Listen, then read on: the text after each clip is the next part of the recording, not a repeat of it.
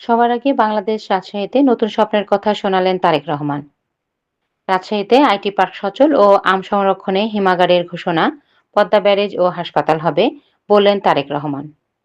আব্দুল আল মুক্তাদির বাঁধন, staff reporter, মুক্তিযুদ্ধে চেতনা টিভি। দীর্ঘ ২২ বছর পর রাজশাহীর ঐতিহাসিক মাদ্রাসা ময়দানে এসেছিলেন জনাব তারেক রহমান। চেয়ারপারসন বিএনপির প্রধান অতিথি হিসেবে উপস্থিত ছিলেন জনাব তারেক রহমান, চেয়ারম্যান বিএনপি।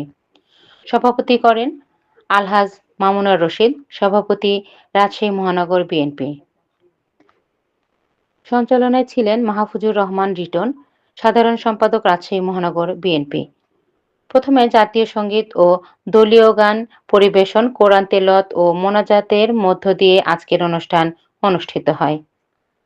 বিএনপির চেয়ারম্যান তারেক রহমান বলেছেন, তার দল শান্তিতে বিশ্বাসী এবং কোনো ধরনের বিবাদ বা সংঘাতের পথে হাঁটতে চায় না। রাজশাহীর উন্নয়নে সুনির্দিষ্ট পরিকল্পনা তুলে ধরে তিনি বলেন, পদ্মা ব্যারেজ নির্মাণ, আইটি পার্ক সচল, আম হিমাগার, বিশেষায়িত হাসপাতাল হবে।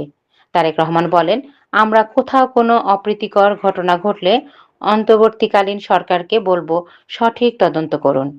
প্রয়োজনে বিএনপি সহযোগিতা করবে, তবে বিচার হতে হবে স্বচ্ছ ও আইন অনুযায়ী। তিনি আরো বলেন, রাজশাহীর কথা বললেই পদ্মা নদীর নাম আসে, কিন্তু আজ পদ্মা, তিস্তা বা ব্রহ্মপুত্রের পর্যাপ্ত পানি নেই। পানির প্রবাহ নিশ্চিত করা জরুরি। ধানের শীষে সরকার গঠিত হলে ইনশাআল্লাহ আমরা পদ্মা ব্যারেজ নির্মাণের কাজ হাতে নিব। এছাড়াও নির্বাচিত হলে রাজশাহীতে বিশেষায়িত হাসপাতাল নির্মাণ এবং সহজ শর্তে কৃষি ঋণ প্রদানের প্রতিশ্রুতি দেন তিনি।